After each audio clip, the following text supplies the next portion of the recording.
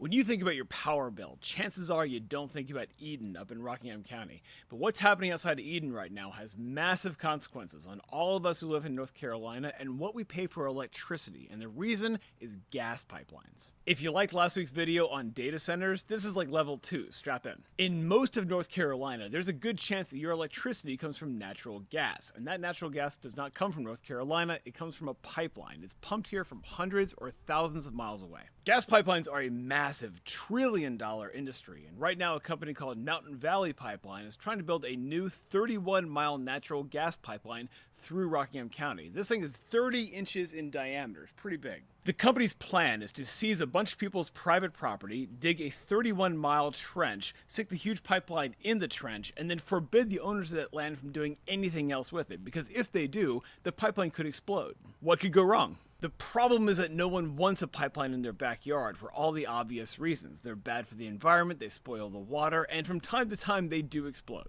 Ask the folks down in Huntersville how they feel about their liquid gasoline pipeline these days. Pipeline companies themselves are also kind of shady. Mountain Valley Pipeline itself is just a joint venture shell company invented by a consortium of energy corporations so they can take out all the profits but isolate costs and legal risk in the shell company. But because no one wants a pipeline in their backyard, the company has to convince our state government to seize that private property through eminent domain, and our state lawmakers are helping them. These are fundamental problems with any fossil fuel like coal, oil, or natural gas. You gotta dig them out of the ground at great expense, transport them over long distances, and then burn them, with middlemen getting rich at every single step. And you're forced to do this forever just to keep the lights on. Natural gas also isn't super reliable. Remember the huge blackouts over Christmas a few years ago? The root cause turned out to be natural gas plants, which tend to fail in cold weather. Natural gas is also a globally traded commodity, so here in North Carolina we're constantly competing with consumers in Brazil or South Korea or Belgium in a constant bidding war over this finite resource.